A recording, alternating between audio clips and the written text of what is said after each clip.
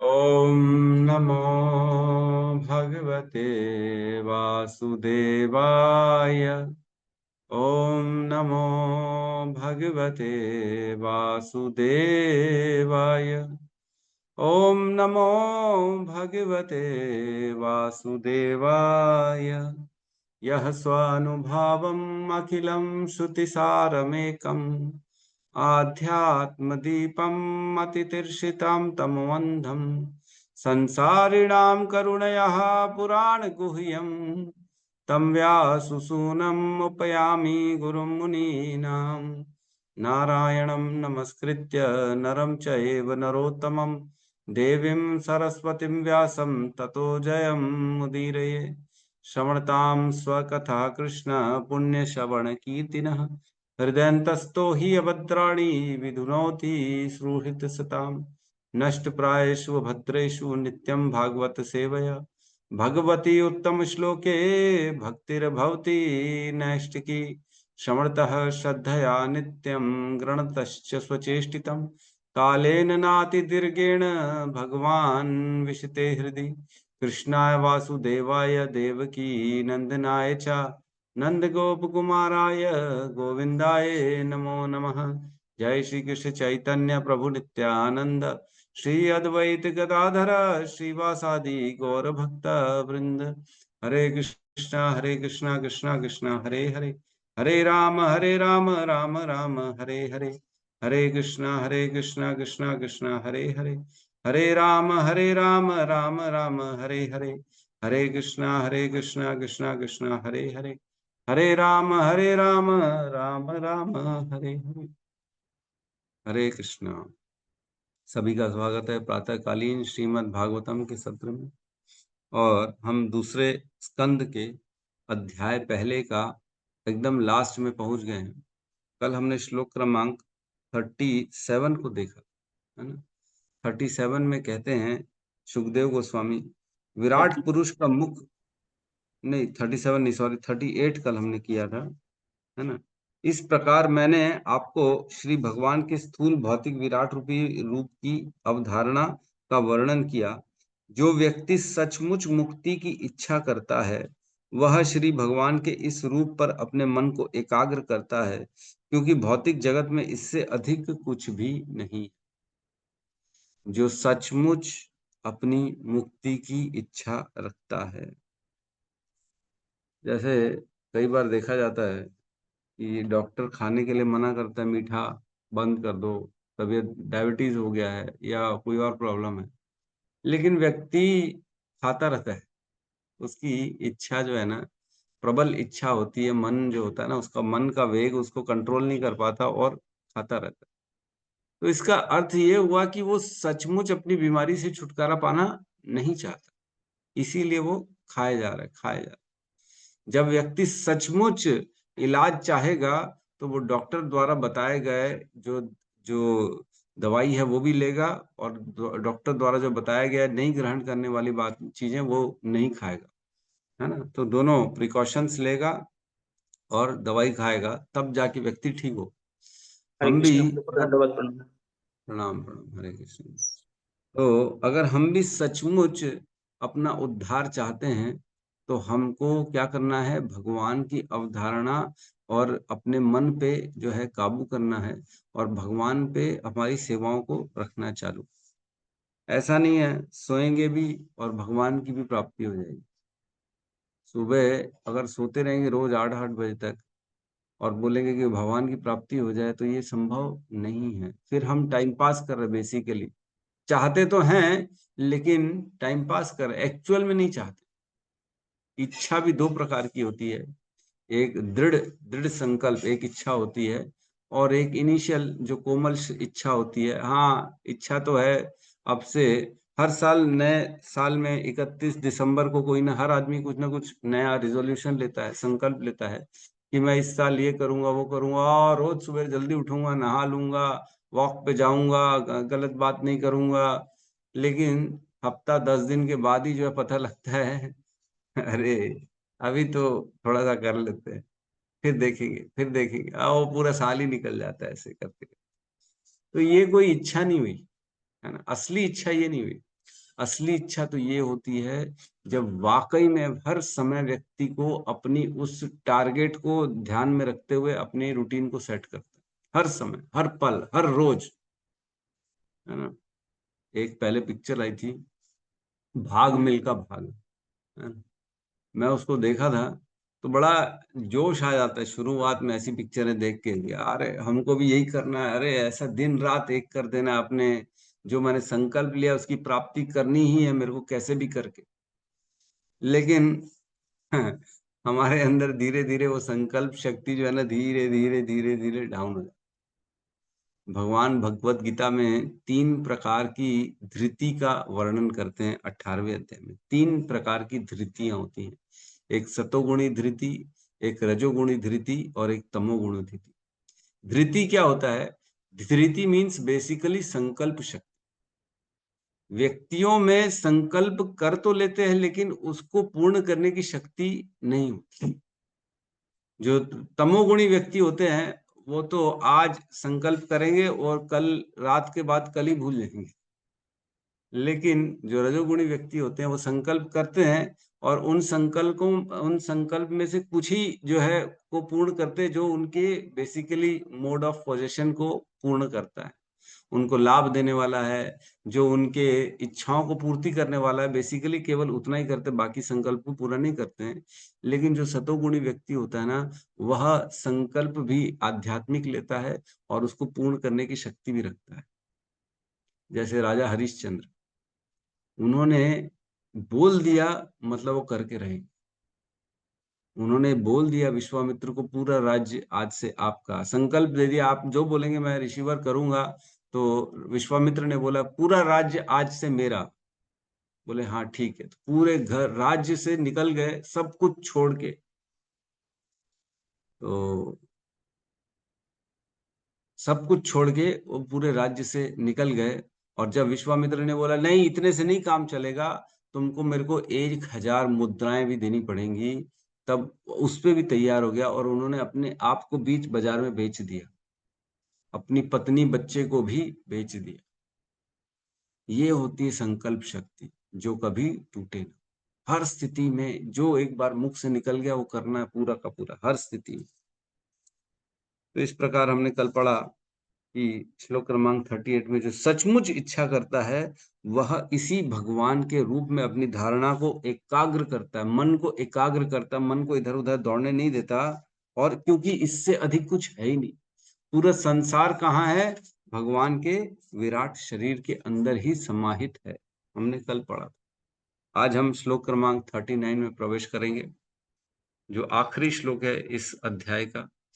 तो हम जो है इसको आज कंप्लीट करेंगे, कल से हम नया जो है अध्याय, दूसरा अध्याय में प्रवेश करेंगे।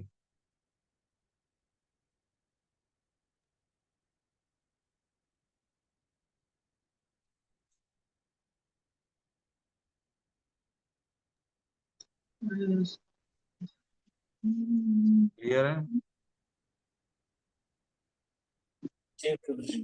जी प्रभु।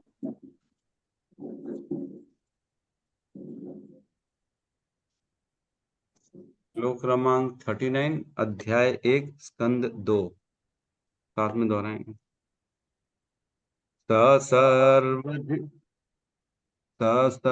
सर्वधिवृत्य अनुभूत सर्वः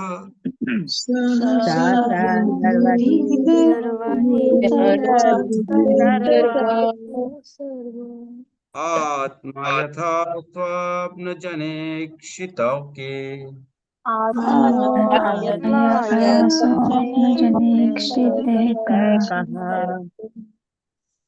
तं सत्यमानंद निधिं भजेत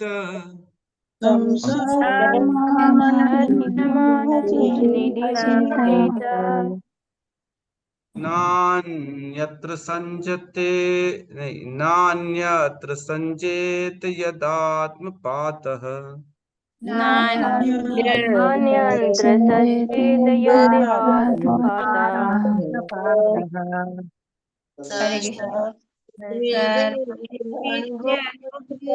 सर्वा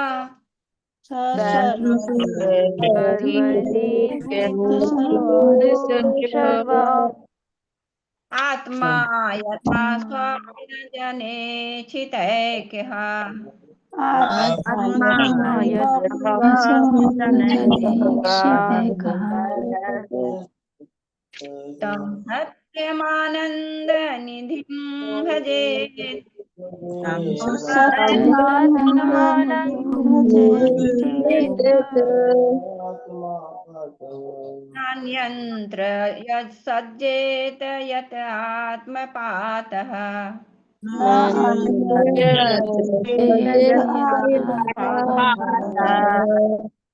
हरे कृष्ण। सर्वधि अनुभूत सर्व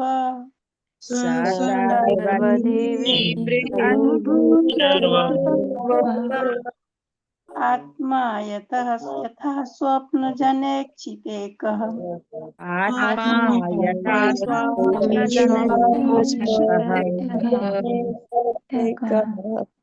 तं सत्यम आनंद निधिं च भजेत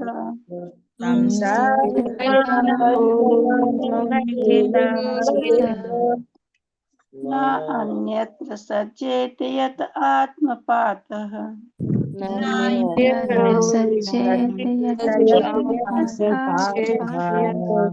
हरे कृष्ण।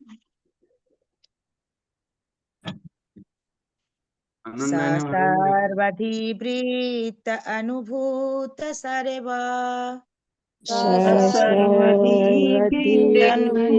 सर्व आत्मा यथा स्वप्नजनेक्षितैकः आत्मा यथा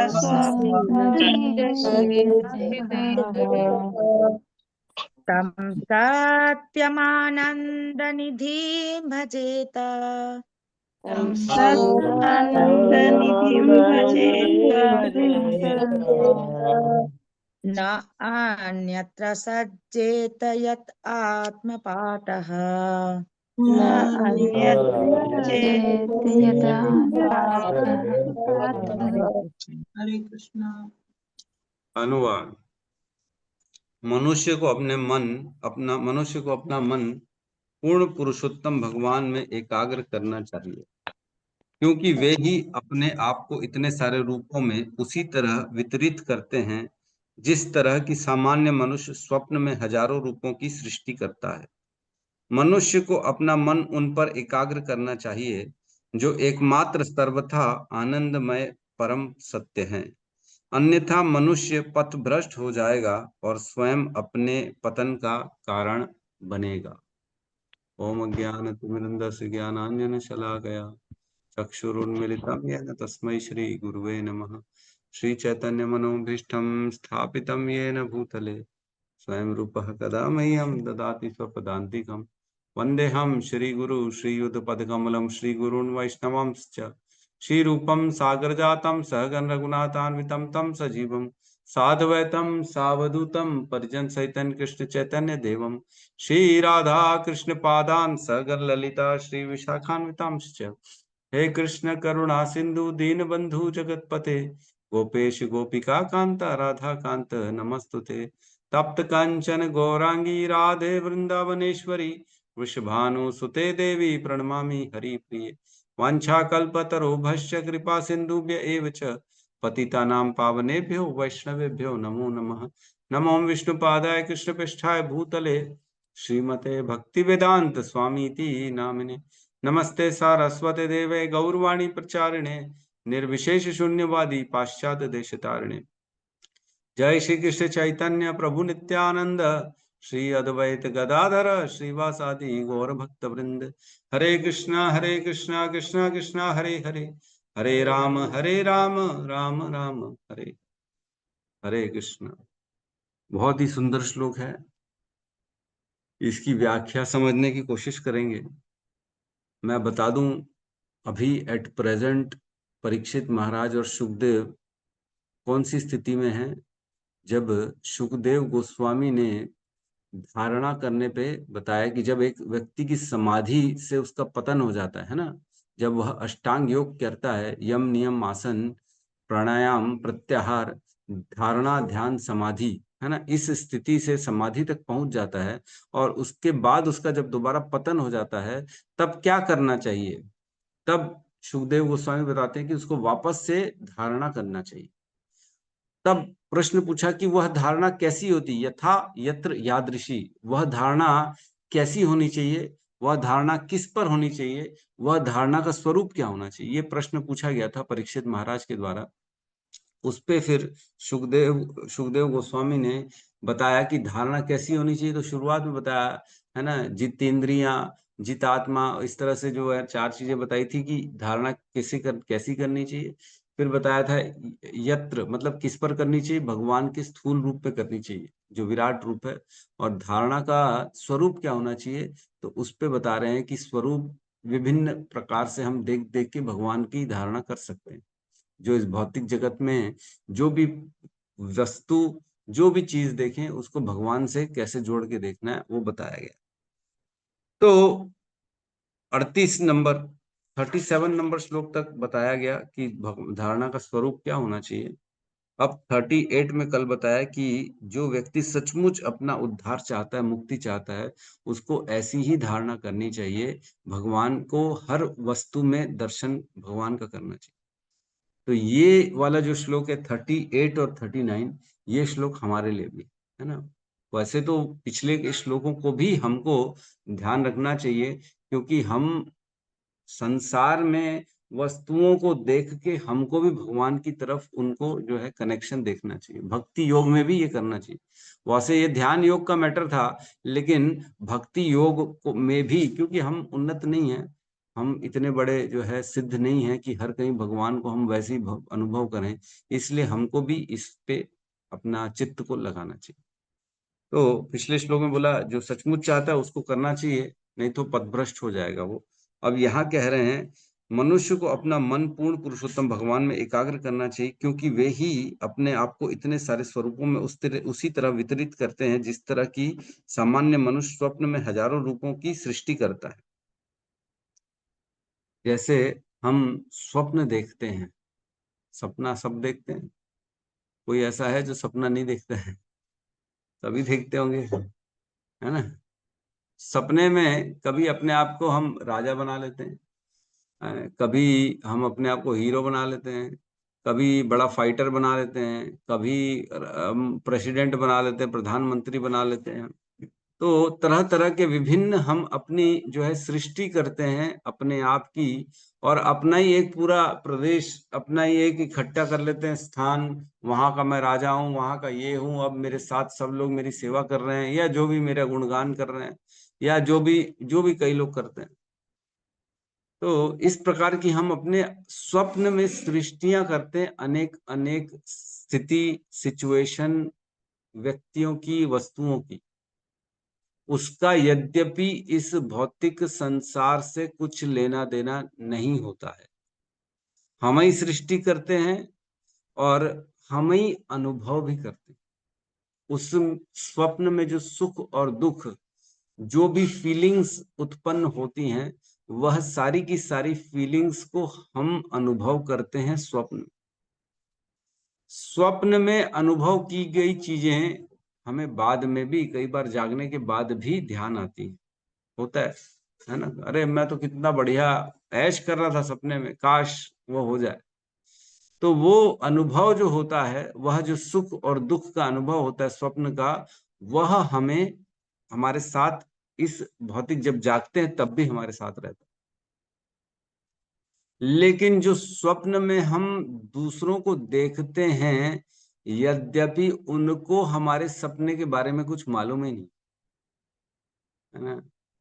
एक पिक्चर आई थी बहुत पहले, है ना, पहले तो देखते थे, गोलमाल शायद पिक्चर थी, पता नहीं क्या नाम था उसमें, पता नहीं एक, हाँ, उसमें सपना देखता है, बोले सपने में क्या था, बोले सपने में मैं मालिक था और तू मेरा नौकर है, मैं तेरे को पीट रहा था।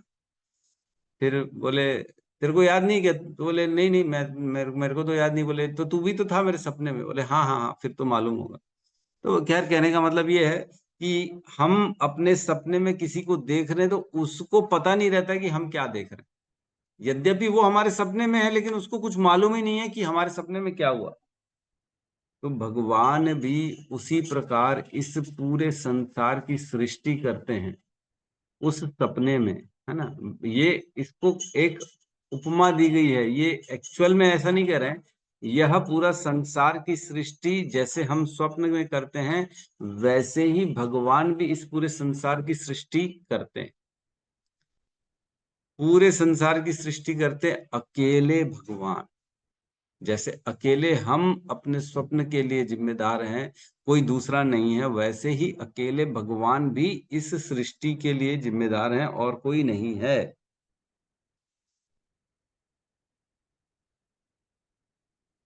उसमें फीलिंग्स भी रहती है, लेकिन इसमें ये नहीं कह रहे हैं कि जगत स्वप्न है। तो क्या प्रभु, ये प्रश्न उठ सकता है कि क्या ये जगत सपना है, हकीकत नहीं है क्या? हम सब सपने में है क्या? तो नहीं नहीं, हम सपने में नहीं है। भगवान के सपने जैसे जैसे एक उपमा दी रही, जैसे हम अपने सपने की सृष्टि करते हैं, वैसे ही भगवान इस पूरे जगत की सृष्टि करते हैं। उन्हीं की इच्छा से होता है।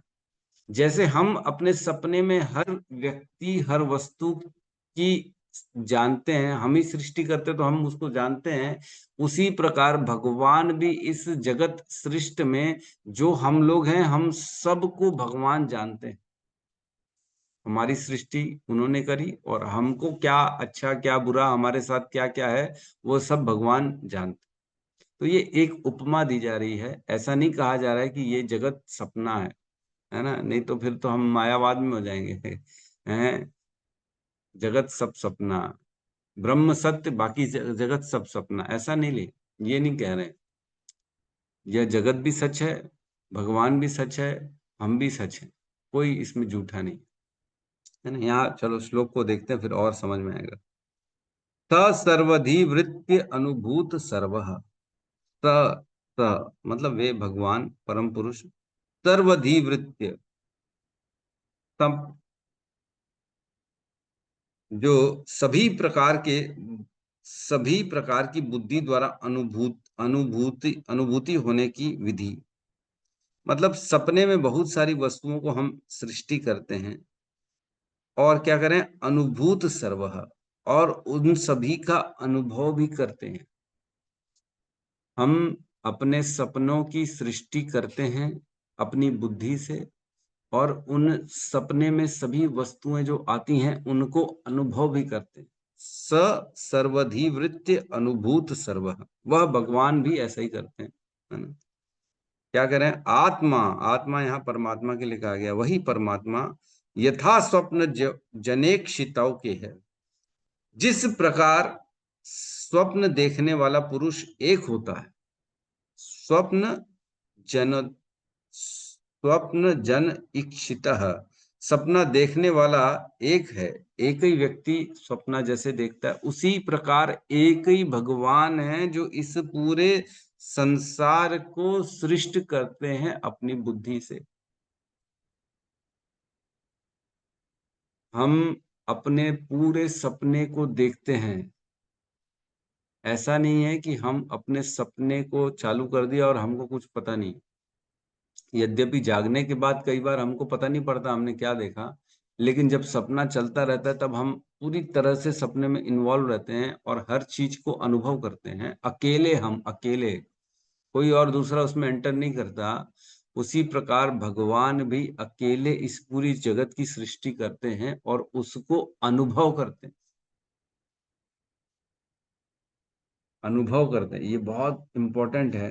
अनुभव करते हैं मतलब जो भी व्यक्ति, जो भी जीव इस संसार में जो अच्छा सोच रहा है, बुरा सोच रहा है, इच्छा कर रहा है, भोगों की इच्छा है, वासना की इच्छा है, किसी का मर्डर करने की इच्छा है, किसी की चीज की प्राप्ति के लिए इच्छा कर रहा है, या द्वेष है किसी के प्रति उसका, या दुश्मनी रखा हुआ है, इसकी तो मैं ऐसी तैसी करूंगा, या इसको मारूंगा, या इसको प्रेम करूंगा, या इसको प्राप्त करूंगा, या किसी की सेवा करने की इच्छा कर रहा है, तो वह सारे अनुभव पहले भगवान को पता पड़ जाता। जिस प्रकार हम अपने सपने में हर चीज को अनुभव स्वयं करते हैं, वैसे ही भगवान इस सृष्टि की रचना करते हैं और इस सृष्टि में जितने भी जीव हैं उनकी इच्छाओं को भगवान पहले ही समझ जाते हैं, हम इच्छा करते तब, मतलब उसको भगवान अनुभव करते हैं। समझ में आ रहा है थोड़ा सा? भगवान के सब स्वप्न में सभी की सृष्टि करते हैं, उस सृष्टि में हम सब कॉन्शियस हैं, हम सब भगवान की सृष्टि करते हैं और उसमें हम हैं, और हम सब उस स्वप्न, भगवान के स्वप्न की सृष्टि में हम भी चेतना से युक्त हैं। ये भेद है, हमारे सपने में जो आता है उसकी चेतना नहीं होती है, लेकिन भगवान के सपने के जैसे ये सृष्टि है उसमें हम हैं और हमारी सबकी अलग चेतना चल रही है, और हम सब की चेतना जो है वह भगवान उसको स्वयं अनुभव करते हैं। ये क्या है? अगर हम किसी के प्रति द्वेष रख रहे हैं, सपोज करो, अरे अपने आप को तो प्रभु समझता है, अपने आप को वैष्णव समझता है, लेकिन एकदम रद्दी थर्ड क्लास आदमी है, प्रभु क्या पता है, दूर रहो ऐसे लोगों से। या किसी को अंदर ही अंदर गाली दे रहा है, नास पिटा इसका, ये हो, इसका तो बर्बाद हो जाए, ये तो कहीं का नहीं रहे, कल का सूर्य ना देखे ये ऐसा होता है कई बार। तो ये विचार जो है हम कर रहे हैं, लेकिन ये विचारों को हमारे करने से पहले कौन अनुभव कर रहा है? भगवान अनुभव कर रहे हैं। सोचो अंदर ही अंदर क्या चल रहा है, और भगवान को सब पता पड़ रहा है, और हमको लग रहा है कोई किसी को पता ही नहीं पड़ रहा है। किसी को भी किसी भी विचार को अपने हृदय में प्रकट करने से पहले ये सोच रहे हैं कि ये भगवान देख रहे हैं, अनुभव कर रहे हैं हमको, क्योंकि परमात्मा है ना, सबके हृदय में तो बैठे हुए हैं, कहाँ अलग है। हमारी इच्छा करने की शक्ति भी तभी आती है जब भगवान उसको एक्टिवेट करते हैं। मन कब काम करता है? जब भगवान प्राणों को एक्टिवेट करते हैं, और प्राणों से शक्ति आती है मन को, तब मन एक्टिवेट होता है, और मन जब एक्टिवेट होता है तब मन शक्ति देता है इंद्रियों को, तब इंद्रियां एक्टिवेट होती हैं, तब इंद्रियां अपना कार्य कर पाती हैं। एक डेड शरीर है, एक मृत शरीर है, क्या उसकी इंद्रियां काम कर रही हैं? कर रही हैं क्या? नहीं कर रही। क्यों नहीं कर रही हैं? क्योंकि मरा हुआ है, प्राण नहीं है उसके अंदर। मतलब प्राण होंगे तभी इंद्रियां काम करेंगी, ठीक है? तो प्राण कब आएंगे? जब परमात्मा अंदर आते हैं। हमने पढ़ा हुआ है यह शरीर पंच कोशों से बना हुआ है। सबसे बाहर जो होता है अन्नमय कोश, फिर होता है मनोमय कोश, फिर होता है प्राणमय कोश, फिर होता है ज्ञानमय कोश, नहीं विज्ञानमय कोश, फिर होता है आनंदमय कोश। ठीक है, ऐसे ही होता है ना, मैं गलत तो नहीं बोल रहा हूं। अन्नमय कोश बनता है भूमि, हवा, जल और अग्नि से, नहीं पृथ्वी, जल और अग्नि से ये अन्नमय कोश बनता है। फिर प्राणमय कोश बनता है आकाश से और हवा से, है ना। फिर उसके बाद मनोमय कोश बनता है मन, बुद्धि, अहंकार से। फिर विज्ञानमय कोश बनता है आत्मा से। फिर आनंदमय कोश बनता है परमात्मा से। सबसे अंदर परमात्मा है, इसीलिए ये सारी चीजें हैं यहाँ पर। परमात्मा है इसलिए आत्मा इस शरीर के अंदर है, आत्मा इस शरीर के अंदर है इसलिए मन, बुद्धि, अहंकार इस शरीर के अंदर है, मन, बुद्धि, अहंकार इस शरीर के अंदर है, इसीलिए पंच दो तत्व हैं आकाश और हवा, पृथ्वी, अग्नि, जल इस शरीर में। समझ में आ रहा है? जैसे मकान की नींव नीचे फाउंडेशन होती है, उसके ऊपर पहला माला आता है, फिर पहला माला है इसलिए दूसरा माला है, दूसरा माला है इसलिए तीसरा माला बनता है, फिर चौथा, फिर पांचवा, छठवां, एक के ऊपर एक माला बनता जाता है। लेकिन अगर सबसे नीचे वाले माले को हटा देंगे तो क्या ऊपर वाले माले रहेंगे? नहीं रहेंगे, वो तो हवा में गिर जाएंगे। हवा ही नहीं, उनके आधार नहीं है ना नीचे। आधार होगा तब तो कोई माला खड़ा रहेगा, बिल्डिंग खड़ी रहेगी। उसी प्रकार सबसे नीचे परमात्मा है, फिर उसके ऊपर आत्मा है, आत्मा के ऊपर मन, बुद्धि, अहंकार है, मन, बुद्धि, अहंकार के ऊपर आकाश और हवा है, हवा के ऊपर जो है पृथ्वी, अग्नि, जल है। ये शरीर ऐसा टिका हुआ है हमारा, एक के ऊपर एक के ऊपर एक के ऊपर एक। परमात्मा चले जाएंगे तो बचेगा कुछ नहीं। तो डेड शरीर, हम कहाँ थे, एक अगर मृत शरीर है तो उसकी इंद्रियां क्यों नहीं काम करी, क्योंकि उसमें मृत है, वो उसमें प्राण नहीं है। प्राण कैसे आएंगे, जब सबसे पहले परमात्मा आएंगे तब आत्मा आएगी, जब आत्मा आएगी तब इस शरीर में चेतना आएगी। आत्मा का क्या गुण है, हमने देखा है, आत्मा रहती है तो क्या होता है, चेतना रहती है इस शरीर में। जहां आत्मा रहेगी वहां चेतना रहेगी, जहां ये गुण ही है आत्मा का। चेतना नहीं है मतलब आत्मा नहीं है। जैसे सूर्य की रोशनी और सूर्य अलग अलग नहीं है, लेकिन अलग अलग हैं। घर के अंदर रोशनी आ गई तो इसका मतलब ये नहीं कहेंगे कि अरे सूर्य आ गया हमारे घर के अंदर, सूर्य तो अपनी जगह बैठा है ना, लेकिन रोशनी यहां तक आ गई। लेकिन सूर्य नहीं रहेगा तो रोशनी भी नहीं रहेगी। उसी प्रकार आत्मा है तो शरीर में चेतना है, आत्मा नहीं है तो चेतना भी नहीं है। चेतना और आत्मा को अलग अलग नहीं किया जा सकता। तो आत्मा आएगी तो साथ में चेतना लेके आएगी, मतलब प्राण लेके आएगी, एक्टिवेट करेगी। जब चेतना आती है तब मन बुद्धि अहंकार को शक्ति मिलती है और वो अपने कार्य कर पाते हैं। जब मन बुद्धि अहंकार को शक्ति मिलती है तब जाके मन अपनी शक्तियों को इंद्रियों को देता है, तब इंद्रियां कार्य कर पाने में संपन्न हो पाती। ठीक है, समझ में आ रहा है, कोई इसमें कंफ्यूजन तो नहीं है? जैसे जैसे है, तो इंद्रियां कार्य तभी कर पाएंगी, मन तभी कार्य कर पाएगा जब प्राण है। प्राण मतलब आत्मा है, आत्मा तभी रहेगा जब परमात्मा है। तो बेसिकली जब तक परमात्मा नहीं है तब तक कुछ भी नहीं है। परमात्मा है तभी हमारा मन कार्य कर पा रहा है, और मन जो कार्य कर रहा है वो सबसे पहले किसको पता पड़ जाता है, परमात्मा को पता पड़ जाता है। उनसे दूर कुछ भी नहीं है। किसी के लिए अच्छा सोच रहे हैं, किसी के लिए बुरा सोच रहे हैं, किसी के लिए प्लानिंग कर रहे हैं, इसको तो मैं बर्बाद करके छोड़ दूं, तो क्या हो रहा है, वह प्लानिंग सबसे पहले परमात्मा को पता पड़ रही है। फिर हम जो है हमको पता पड़ती है। तो इसलिए जो देख रहे हैं, जो सोच रहे हैं, जो भोग कर रहे हैं, जो इच्छा कर रहे हैं, वह सबसे पहले भगवान को पता पड़ जाता है। क्यों? क्योंकि ये स्वप्नवत है और इस सपने की सृष्टा कौन है, भगवान। ठीक है, किसी को कोई इसमें मतलब कंफ्यूजन हो तो हम चर्चा कर सकते हैं। आगे कहते हैं, आगे की 2 लाइनों में, श्लोकों में कहते हैं, तम सत्यम आनंद निधिम भजेत। इसलिए क्या करना चाहिए, इसलिए वह भगवान जो परम आनंद के सागर हैं, सत्यम आनंदम, सत्य, सत्य आनंद, सत्य मीन्स वह भगवान ही सत्य हैं, बाकी कुछ सत्य नहीं है इस संसार में। शिव जी कहते हैं, उमा कहूं मैं अनुभव अपना, हरि भजन सत जगत सब सपना।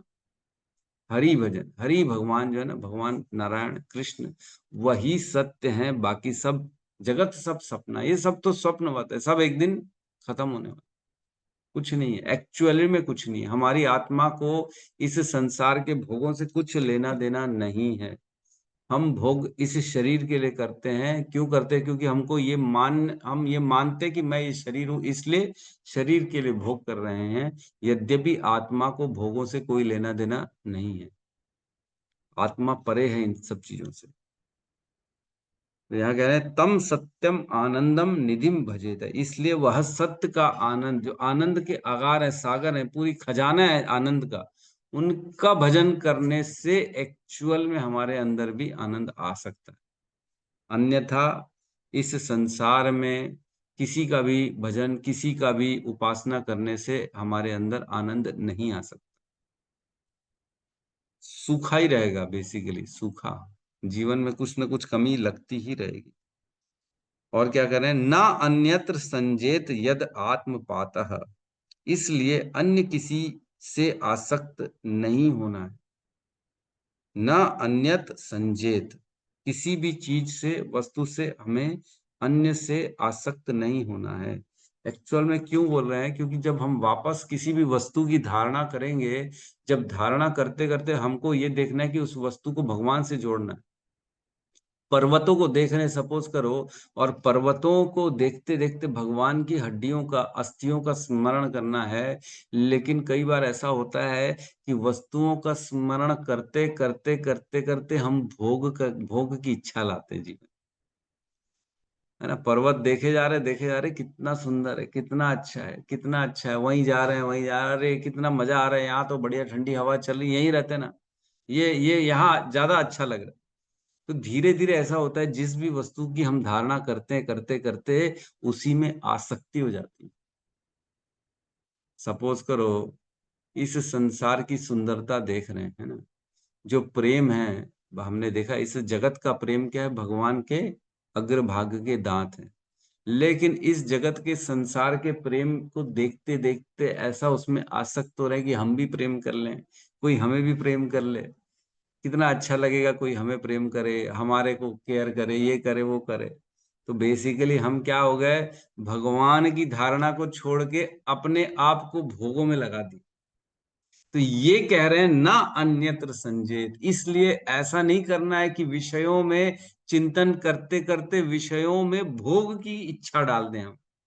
नहीं नहीं, भोग की इच्छा नहीं करके उनको भगवान से ही जोड़ के देखना है। और एक समय ऐसे आएगा कि हम उन वस्तुओं को छोड़ देंगे, केवल भगवान का दर्शन करें। काले बादल जब जब देखें, तब शुरुआत में तो हम काले बादल देख के भगवान के केशों का, भगवान के बालों का स्मरण करेंगे। लेकिन एक समय आएगा जब धीरे धीरे कि हम काले बादल को देखना बंद कर देंगे, केवल भगवान के केश को स्मरण करेंगे। ऐसा होगा धीरे धीरे, क्या होगा, उन वस्तुओं की आइडेंटिटी खत्म होना चालू हो जाएगी, हर जगह भगवान को ही हम देखना चालू करेंगे। ये कह रहे हैं ऐसा करना है, ना कि वस्तुओं को देखते देखते कि केवल वस्तुओं को भोग करने की इच्छा करना। जब यह हमारे अंदर आइडेंटिटी रहेगी कि ये वस्तु मेरे लिए है, तब हम उसको भोग करने की इच्छा करेंगे। लेकिन जैसे ही हर वस्तु भगवान की तरफ देख लेंगे कि ये तो भगवान है स्वयं, तो फिर हम वस्तुओं को भोग करने की इच्छा ना करके भगवान को स्मरण करने की इच्छा करेंगे। तो थोड़ा दिक्कत है। यत आत्मपातः, क्योंकि इससे पतन हो सकता है। आखिरी में कह रहे हैं ना अन्यत्र संजेत, किसी अन्य वस्तु में आसक्ति नहीं रखना है, क्योंकि यत आत्मपात है, यह क्योंकि यह आत्मा के पतन का कारण बन सकता है। अगर हम किसी भी वस्तु को अपने भोग के लिए देखेंगे, एक्चुअल में क्या होता है, पतन के दो कारण है ना। एक तो भोग वृत्ति होती है, भोग करने की इच्छा होती है। दूसरा सिद्धियों में उलझना है। जैसे जैसे हम भक्ति में आगे बढ़ते हैं ना, तो हमको सिद्धियां मिलना चालू हो। ये सबके साथ होता है, ऐसा नहीं है कि आपके साथ नहीं होगा। जो भी भक्ति में आगे बढ़ेगा, धीरे धीरे निश्चित तौर से उसको सिद्धियां मिलती हैं।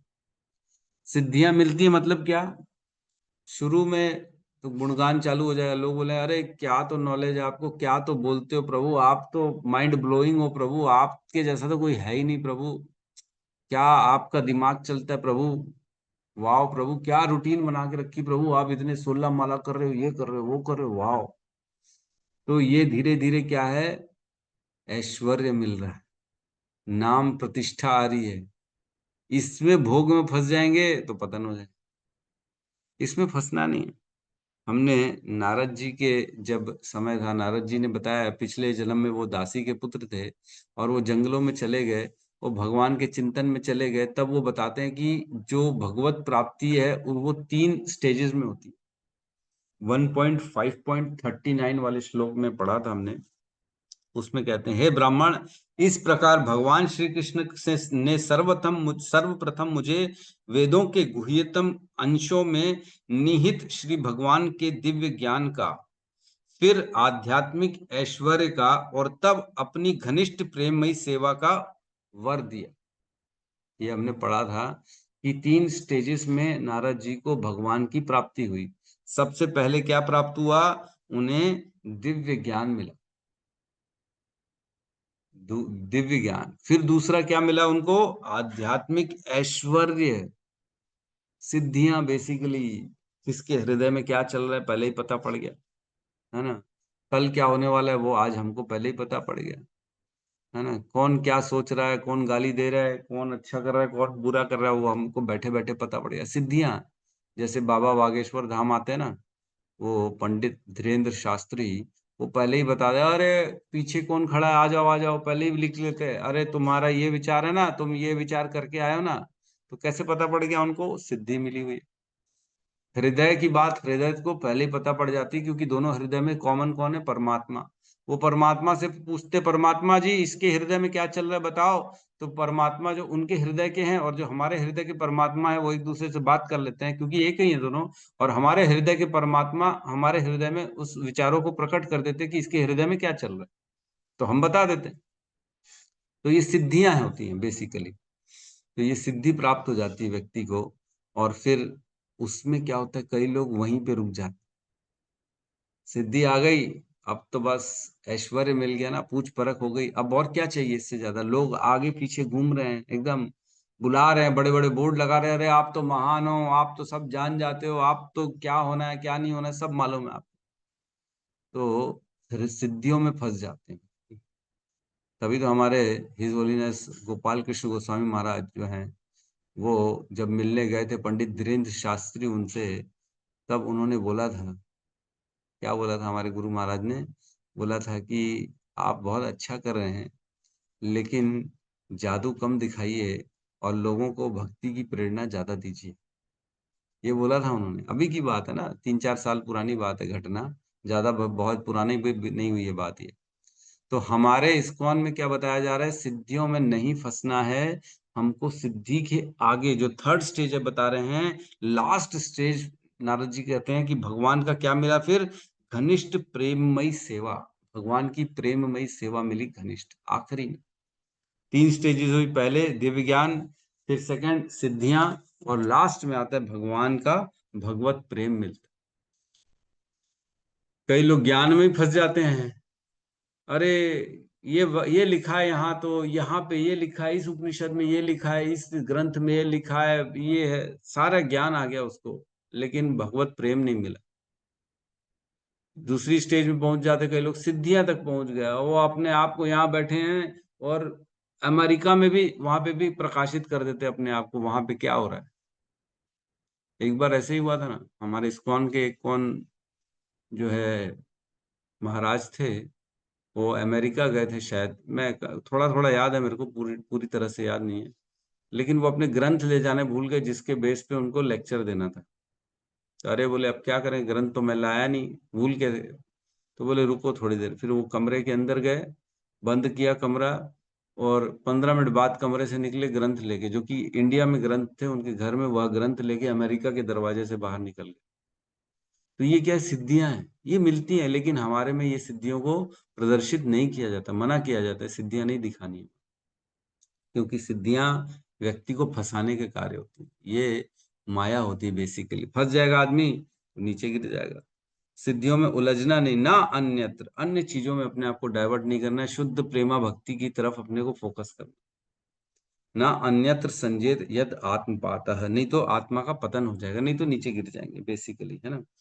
तो जब जब हम देखें, हर वस्तु में भगवान का स्मरण करें, और स्मरण करते करते धीरे धीरे वस्तुओं को देखना बंद करके केवल भगवान का चिंतन पे आ जाए, क्योंकि वस्तुओं को देखते देखते देखते भोग की वृत्ति उत्पन्न हो जाएगी, और भोग की वृत्ति उत्पन्न हो जाएगी तो वह बेसिकली भगवान का चिंतन ना करके अपने भोगों का चिंतन करता है, और धीरे धीरे पतन हो जाता है। यही तो होता है।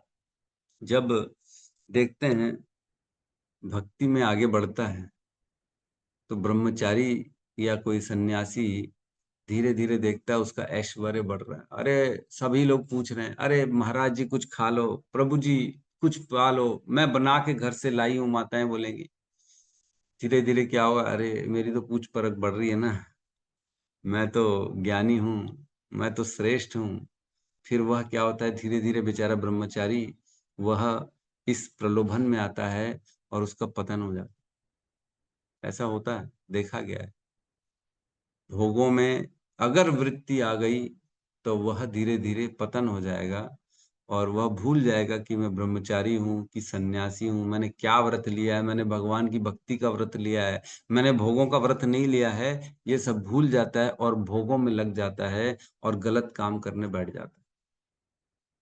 ना अन्यत्र बहुत इंपॉर्टेंट है ना। तो इसके तात्पर्य में हम पढ़ते हैं, ऐसा लगता है मानो आत्म साक्षात्कार जीवन संघर्ष के विरुद्ध नित्य जीवन के लिए एक युद्ध हो। ये कह रहे हैं कि जीवन संघर्ष जो है, जीवन में संघर्ष बहुत है, लेकिन इसके जैसे संघर्ष, पैसा कमा रहा है आदमी जीवन में, जीवन जीने के लिए तो बहुत संघर्ष कर रहा है बेसिकली पैसा कमाने के लिए, और पूरा जीवन वह संघर्ष जो है युद्ध के समान लगता है। एक लड़ाई चल रही है हर किसी के जीवन में, ये पालूं वो पालूं ये पालूं, एक युद्ध चल रहा है। क्यों? क्योंकि हम उन विषयों, उन वस्तुओं को देख रहे हैं। जैसे ही उनसे हमारी भोग की वृत्ति हट जाती है तब संघर्ष की जरूरत ही नहीं बेसिकली। आगे कह रहे हैं, सेकंड पैराग्राफ, सेकंड पेज में मैं पढ़ रहा हूं। जब मनुष्य कोई वस्तु देखता है तो उसे यह ज्ञात होना चाहिए कि यह उसका देखना गौण है और श्री भगवान का देखना प्रधान एवं आदि है। जब हम किसी भी वस्तु, व्यक्ति, स्थिति, परिस्थिति को देखते हैं तो बेसिकली ये देखना चाहिए कि मैं तो अभी देख रहा हूं, भगवान तो मेरे से पहले से देख रहे हैं। मैं प्रधान नहीं हूं, फर्स्ट भगवान है, मैं तो सेकेंडरी हूं। कोई भी व्यक्ति किसी वस्तु को पहले श्री भगवान द्वारा उस वस्तु को देखे बिना नहीं देख सकता। हम देख ही नहीं सकते उस वस्तु को जब तक पहले उसको वस्तु को भगवान ने नहीं देखी है। हम सेकेंडरी ही रहेंगे हमेशा।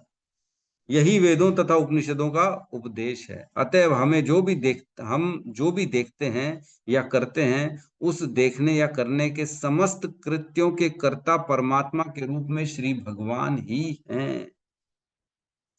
जो भी कर रहे हैं, किसी के लिए गड्ढा खोद रहे हैं, सपोज कर आए आज इसकी तो बैंड बजाता हूं मैं, शिकायत करता हूं इसकी मैं।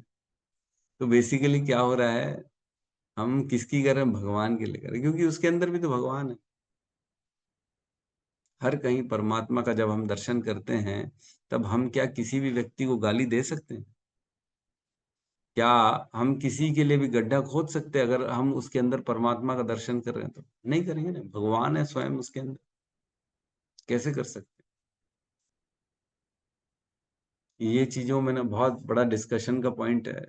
तो क्या प्रभु गलत होते भी देखते रहें? क्या गलत अगर हो रहा है तो भी देखते रहें? क्या सही दिशा उसको दिखाना या सही करना हमारा कर्तव्य नहीं है? जो अज्ञान में है, जो परेशान है, हाँ बिल्कुल हमको सही रास्ता दिखाना चाहिए, लेकिन हमको किसी अथॉरिटी से चर्चा करनी चाहिए। खुद ही नहीं लग जाना चाहिए काम पे, अरे मैं ठीक करूंगा ना इसको, मैं तो हूँ सब सर्व ज्ञाता मैं ही हूँ, ऐसा नहीं करना। किसी अथॉरिटी से बात करके, प्रभु जी ये गलत हो रहा है, ये सही नहीं हो रहा है, इनका वृत्ति ऐसी है या ये प्रॉब्लम है, इनके अंदर ये प्रॉब्लम है, तब जाके उसका सोल्यूशन ढूंढना चाहिए। और ना ही उनका पूरे संसार में प्रचार करना चाहिए, अरे इसने गलत कर दिया, देखो देखो ये कितनी बड़ी गलती है, ये भी नहीं करना चाहिए।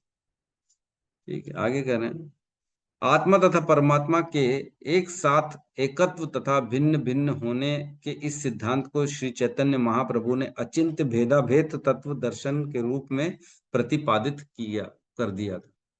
तो हमारा जो इस्कॉन का बेसिक आधार है, जो हम जिस शिक्षा पे चलते हैं, जो सिद्धांत है हमारा, वो अचिंत्य भेदाभेद, भेद और अभेद दोनों में, आत्मा और परमात्मा में भेद भी है और अभेद, दोनों में भेद नहीं भी, अलग अलग भी हैं और एक ही समान है। कैसे एक समान है? तत्व की दृष्टि से दोनों सेम है, आत्मा और परमात्मा दोनों सत चित आनंद है। लेकिन आत्मा और परमात्मा में भेद क्या है? आत्मा जो है सेवक है और परमात्मा जो है वो सेवा लेने वाले, ये भेद है। हम हमेशा उनके अंश के रूप में हमें उनकी सेवा करनी चाहिए, ना कि अपने आप को भोक्ता समझना चाहिए। भगवान में और हम में भेद है ना, और भेद नहीं भी है। निष्कर्ष यह है कि मनुष्य को या तो भगवान श्री कृष्ण का या उनके पूर्ण अंश नारायण का बिना किसी संकोच के पूजक बनना चाहिए, अन्य किसी का भी नहीं। किसी और की तरफ हमको ध्यान नहीं देना चाहिए। लास्ट की कुछ लाइनें जो है मैं पढ़ रहा हूँ। स्वप्न देखने वाला व्यक्ति अपने स्वप्न में अनेक वस्तुओं की सृष्टि करता रहता है। इस तरह वह स्वप्न का बद्ध दर्शक बन जाता है और उसके परिणामों से भी प्रभावित होता है। यह भौतिक सृष्टि भी श्री भगवान के स्वप्न जैसी सृष्टि है, किंतु वे दिव्य परमात्मा होने के कारण न तो स्वप्नवत सृष्टि की प्रतिक्रियाओं बंधनों से बंधते हैं, न ही प्रभावित होते। तो भगवान के सपने के जैसा ये संसार है, भगवान उससे प्रभावित नहीं होते हैं। क्या हम अपने सपने से प्रभावित होते हैं? सपने में किसी ने हमको जेल में डाल दिया तो क्या वाकई में जेल में डाल दिया? नहीं, हम उससे कोई प्रभावित नहीं होते। भगवान इसी तरह किसी भी कार्य से, किसी भी जीव की इच्छाओं से प्रभावित नहीं होते। वो अलग रहते हैं, उनका अलग है, लेकिन अपनी शक्तियों से वे अपने इस सृष्टि में स्वप्न के जैसा इसकी सृष्टि कर देते हैं। वे सदैव अपने दिव्य पद पर बने रहते हैं, लेकिन वे अनिवार्यतः सब कुछ होते हैं और उनसे विलग कुछ भी नहीं होता। वो हर जगह है, उन्हीं के कारण सब कुछ है, लेकिन वो सब चीजों से अलग भी है। भगवान इस सृष्टि के रचयिता हैं, उन्हीं की शक्ति से सृष्टि चलती है, लेकिन वो स्वयं इससे अलग भी है। ऐसा है। थोड़ा सा ये कंफ्यूजन नहीं हो, इसलिए कंफ्यूजन तो नहीं हो रहा ना किसी को? नहीं प्रभु जी, अच्छे से समझ आ रहा है। समझ में आ रहा ना? सर्वधिभृत्य अनुभूत सर्वः, इसमें लिखा है सर्वधिभृत्य अनुभूत सर्व। सबसे पहले अनुभव कौन? भगवान ही करते और सबका अनुभव करते। हर चीज का अनुभव भगवान पहले कर लेते हैं, हमारे अनुभव करने के पहले, है ना? तो ध्यान रखना, कोई गलत विचार प्रकट करोगे तो भगवान उसको देख रहे हैं। मुश्किल है इसको समझना। ठीक है, तो इसमें एक प्रश्न आता है कि प्रभु, ऐश्वर्य और कुछ भोगने की चीजें अगर ऑटोमेटिकली सामने आ जाए तो भी नहीं भोगना चाहिए, है ना? सपोज करो वस्तु देखते देखते उसमें आसक्ति बन गई भोगने की, लेकिन हमने उसके लिए प्रयास नहीं किया, स्वयं वह वस्तु हमारे जीवन में आ गई, तो ऑटोमेटिकली कोई अगर जीवन में आ रहा है तो उसको भोगना चाहिए कि नहीं भोगना चाहिए? सपोज करो कोई पद प्रतिष्ठा आ गई, लॉटरी की टिकट लग गई, या कोई ऐसी स्थिति बन गई कि आपको चेयरमैन बना दिया गया ऑल ऑफ सडन, अरे वाह वाह वाह, अब आप हो। तो ऐसी स्थिति में क्या करना चाहिए? उसको वस्तु को भोगना चाहिए कि नहीं भोगना चाहिए? प्रयास तो नहीं किया लेकिन फिर भी आ गई, कौन बताना चाहेगा? यस सत्यम प्रभु कहिए। हरे कृष्ण प्रभु जी, दंड प्रणाम। हम्म, प्रभु जी, मुझे ऐसा लगता है कि जैसे हम अभी तक भगवत गीता में ये पाते आ रहे हैं, कोई भी जो कार्य है वो भगवान के लिए करना चाहिए, अपने लिए तो नहीं करना, क्योंकि अपने लिए करेंगे तो इंद्रिय तृप्ति के लिए करेंगे। तो जैसा आपने अभी क्वेश्चन पूछे कि जो है अगर कुछ ऐसा अगर होता है तो करना चाहिए, तो मुझे ये सोचना चाहिए कि पहले तो ये भगवान की आशीर्वाद से, भगवान की कृपा से मिला है। और दूसरा चीज़ ये समझना चाहिए कि अगर भगवान के आशीर्वाद से मिला है तो इसको भगवान के लिए ही करना चाहिए, भगवान का ही, कि मतलब उन्होंने अगर हमें इस लायक समझा है तो भी इस पोजीशन पे मिला है, तो हमें उन भगवान के लिए ही करना चाहिए, पर इस तरीके से सोच के करना चाहिए। भगवान के लिए ही करना है, अपने लिए नहीं लेना है ना? जी जी जी प्रभु जी। गौतम जी, यस गौतम बुद्ध प्रभु कहिए आप। हरे कृष्ण प्रभु जी, दंड प्रणाम। प्रभु जी, तो सबसे पहले हम जिसके गाइडेंस में गुरु, उनसे एक बार चर्चा करना चाहिए। अगर उस चीज से अगर मान लीजिए भगवान का अगर प्रचार हो रहा है, अगर हमारे भक्ति में उन्नति हो सकता है, या और भी ऐसे भक्त जुड़ सकते हैं, उससे प्रोत्साहन मिल सकता है। जैसे मान लीजिए कोई पद मिला, अगर उस पद से मान लीजिए कि मेरा भक्ति बढ़ता है, अगर मेरा भक्ति अगर डाउन होता है तो ठीक नहीं है। लेकिन अगर भक्ति बढ़ रहे हैं और चार लोग और भी मान लीजिए भगवत गीता का संदेश सुन रहे हैं, भागवतम की ऐसे क्लासेस कुछ चीजें हो रही है, तो अगर उसमें आ रहा है तो प्रभु जी वो मतलब सही है। अगर भक्ति अगर हमारा बढ़ रहा है तो, अगर उसमें हम उस विषय वस्तु में अगर हमारा और मतलब ऐसा भोग की वृत्ति से नहीं, बट अगर भगवान की सेवा की वृत्ति से अगर वो चीज अगर हम कर रहे हैं तो फिर उस ठीक है प्रभु जी, प्रचार के माध्यम से। नहीं नहीं, आप कह तो ठीक रहे हैं, लेकिन बातें चल रही हैं। सपोज करो अगर आपको कल मंदिर का जो है सीनियर काउंसलर नियुक्त कर दिया जाए, सपोज करो, है ना, कल पर सुबह सुबह, आज कौन सा दिन है, सोमवार है ना, अभी दोपहर में फोन करें 12 बजे, आपको बुलाया जाए मंदिर और बोला जाए आज से आप हमारे जो है ना सीनियर काउंसलर नियुक्त करे जाते हैं, आपके साइन के बिना कोई भी काम नहीं होगा मंदिर में। तो अब आपको क्या करना है, आपको उसको स्वीकार करना चाहिए कि नहीं करना नहीं, कुछ नहीं स्वीकार कर रहा हूँ, अभी तो मैं उस लायक भी नहीं हूँ प्रभु जी। और इसमें एक चीज ये भी आता है प्रभु जी की हम अभी साधना भक्ति कर रहे, अभी उतना उन्नत नहीं है, अभी उत्तम भक्त नहीं बने हैं, अभी तो हम बहुत नीचे हैं, तो अपने भक्ति साधना में पहले ध्यान देना पड़ेगा गुरु के गाइडेंस चाहिए? में। और सपोज करो आपको अगर जहाँ जॉब करते हैं वहां पे आपको एकदम सीईओ मैनेजर बना दिया जाए आज दोपहर को जाके, अरे आप तो कल तो आपने बहुत बढ़िया काम कर दिया प्रभु, बॉस आपसे बहुत खुश हैं, अब आपको वो बहुत प्रमोशन देना चाहते हैं, कल से सैलरी भी डबल है और आपको जो एक अलग से कैबिन दिया जाएगा और पूरा मैनेजमेंट अब आपके हाथ में आएगा, तो स्वीकार करना चाहिए कि नहीं करना? जी प्रभु जी, जो सैलरी मिलेगा उसको भगवान की सेवा में लगा सकते हैं और वहां पे थोड़ा सीख सकते हैं, वहां पे मतलब अब ये पर्पस आ जाए कि हाँ अब जो सैलरी मिलेगा वो भगवान की सेवा के लिए हो सकता है, वो कर सकते हैं प्रभु जी, क्योंकि यहाँ पे अब थोड़ा अलग हो जा रही है, एक भौतिक चीजें हो रही, एक आध्यात्मिक चीजें हो जा रही है, तो इसलिए प्रभु जी हम्म, उसको स्वीकार कर सकते स्वीकार कर, ठीक है, यस।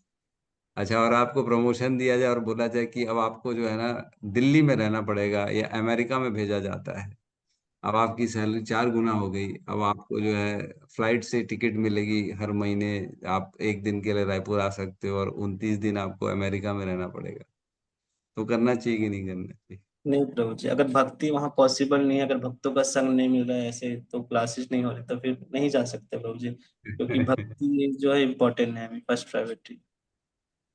ठीक है, यस यस, रोनी नंदन बाबू आप बताइए क्या कहना चाहते यस प्रभु जी, आपने जैसे दो चीज पूछा सर प्रभु जी, जैसे हम भौतिक भोग अगर कुछ मिल जाता है, जैसे कुछ अच्छा बड़ा बस पोस्ट मिल जाता है, तो बिल्कुल हमको उसको स्वीकार करना चाहिए प्रभु जी, हमको। और उसमें क्या है, आसक्ति रहित स्वीकार करना चाहिए, मतलब उसमें हमको जो भोग, मतलब उसमें जो सपोज करो सीईओ मिल गया, हम क्या कोई पद प्रतिष्ठा मिल गया, तो हम उसमें एकदम आसक्त ना हो, और ये सोच के करना, स्वीकार करना चाहिए जैसे मेरी तो जरूरत नहीं है इतनी, सपोज करो मेरी सैलरी सपोज करो 50,000 है और मेरे को वहां 5 लाख का पैकेज मिल जाता है, तो मैं 5 लाख का क्या करूंगा, 4.5 लाख रुपए मेरे को जो एक्स्ट्रा, मेरे 50,000 की रिक्वायरमेंट है, तो मैं इसको भक्ति भाव में लगवाऊंगा, कुछ ऐसे मंदिर के निर्माण कार्य में लगवाऊंगा, या इससे कुछ रिलेट भक्त की सेवा करने में लगाऊंगा, इस भाव से हम स्वीकार करना चाहिए उसको।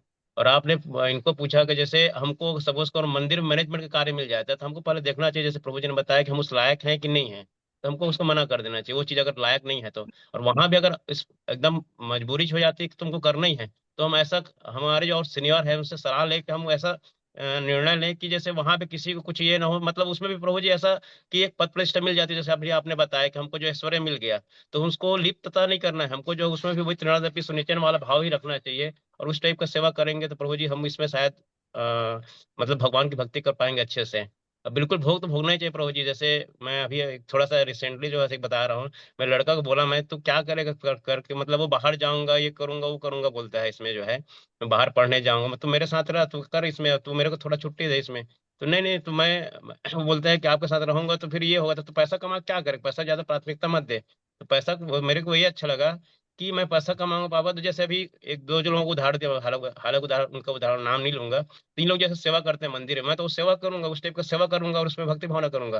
तो प्रभु जी हम जैसे कुछ करते भी हैं, सपोज कर हमको अगर मिल भी जा रहा है, तो बिल्कुल ये करना चाहिए कि चलो ठीक है हमको रिक्वायरमेंट नहीं है, लेकिन हम उसमें मंदिर से रिलेटेड कुछ भी सेवा का कार्य हो सकता है उसमें हम लगाएं, और आसक्ति रहित ये सेवा करें, तो बिल्कुल प्रभु जी हम उसमें जो है ना पतन में नहीं जाएंगे। हरे कृष्ण प्रभु। हैं? प्रभु जी का कहना है कि आसक्ति रहित कर सकते हैं, उसमें आगे बढ़ सकते हैं, भोगों को कर किया जा सकता है लेकिन आसक्ति रहित किया जा सकता है, और साथ ही साथ हमारा आध्यात्मिक जीवन भी चलता रहे, है ना। और भी किसी ने हैंड रेस किया था? हरे कृष्ण प्रभु जी। हाँ माता जी, प्रभुपाद जी के लीलामृत में आता है प्रभु जी, एक छोटा सा एग्जाम्पल है, बताऊं बताइए। प्रभु जी। जब प्रभुपाद जी रास्ते में मार्ग में चलते रहते हैं तो 2000 का नोट गिरता है, वो वाला एग्जाम्पल इसमें आता है प्रभु जी, आप जो सवाल कर रहे हैं। तो लोग देख देख के आगे बढ़ जाते हैं और प्रभुपाद जी बोलते हैं अरे अरे उठाओ इसको, हम भगवान की सेवा में लगाएंगे। ये चीज अलग हुई, आपको भोगों में लिप्त होना है कि नहीं, आपको अगर कुछ मिल रहा है तो आपको उसको स्वीकार करना चाहिए कि नहीं, ये बात चल रही है। तो रोहिणीनंद प्रभु जी जो बोले ना प्रभु जी, वो बहुत सही एग्जाम्पल था और आंसर था प्रभु जी। देखो, सही सही है, सबने अपने अपने हिसाब से उत्तर अच्छा दिया। यस रितिका माता जी, आप भी बताइए।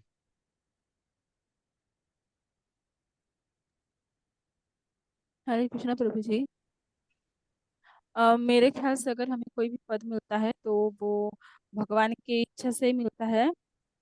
और अगर वो चीज हमारे आध्यात्मिक यात्रा में कोई बाधा नहीं आता है, या अगर हमारे आध्यात्मिक कार्य में कोई चीज मतलब बाधा नहीं आता है, हम लोग वो चीज कर सकते हैं, नहीं तो अन्यथा मेरे ख्याल से नहीं कर सकते हैं। हम्म। तो आपका भी यही यही विचार है कि आध्यात्मिक बाधा नहीं आए तो हमको उसको स्वीकार कर लेना चाहिए, पद प्रतिष्ठा को, और उसको भोग सकते हैं, लेकिन भक्ति साथ में चलती रहे, है ना, भक्ति में जी। बाधा नहीं वो है ना। हाँ, अगर और एक चीज हमें वो सोचना चाहिए कि हर एक चीज, जैसे ऑफिस में कोई काम वगैरह भी आ रहा है तो वे सोचना चाहिए कि हम ये ईश्वर की प्रसन्नता के लिए कर रहे हैं, या इससे हमारे प्रभु प्रसन्न होंगे, ऐसे टाइप कुछ। ठीक है, ठीक है, ठीक है।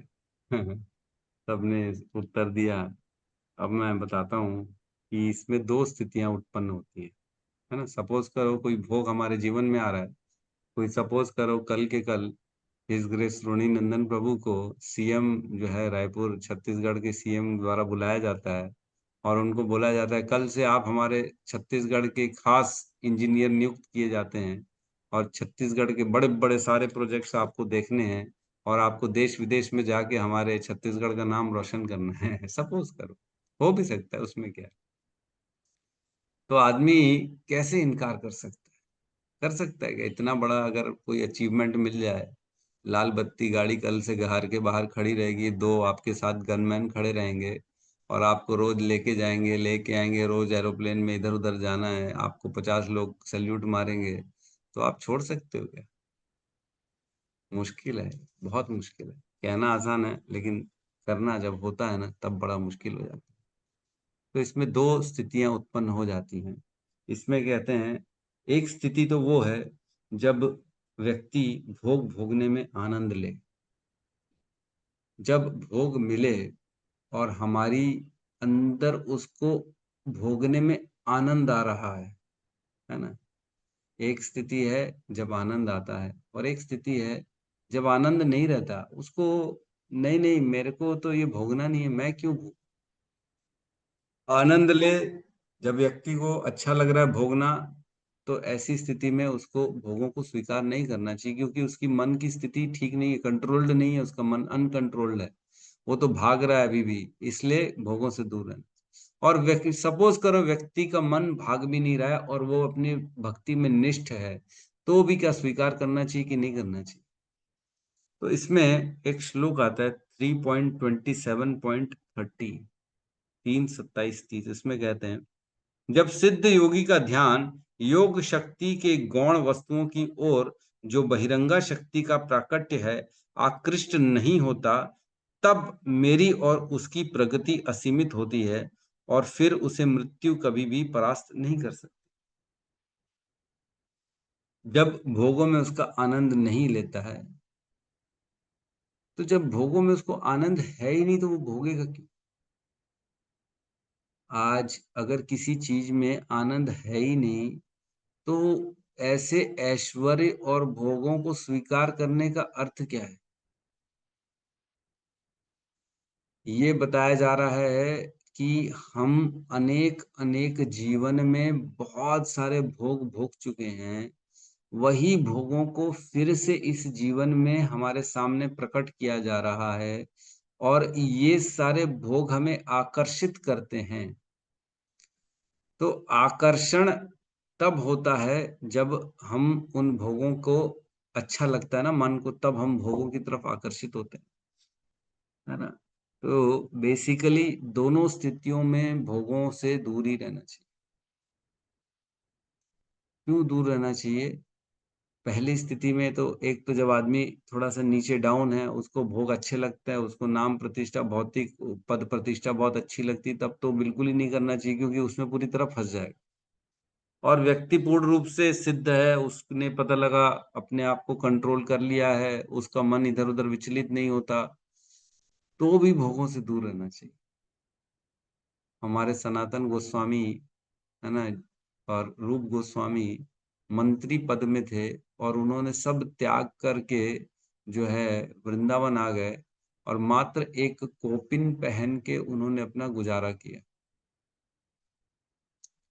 एक बार श्रील भक्ति सिद्धांत सरस्वती ठाकुर के गुरु जो थे जगन्नाथ मिश्र बाबा, जगन्नाथ जी की बात है या शायद गौर किशोर दास बाबा की बात है, मैं भूल रहा हूँ दोनों में से। कोई व्यक्ति आया उनके पास, बोला, हे गुरुदेव, मैंने आपके लिए ना एक वृंदावन में जमीन खरीदी है, वहां मकान बनाएंगे, अब आपको वहां रहना है, यहाँ मत रहिए, आप ऐसे कैसे रहते हैं।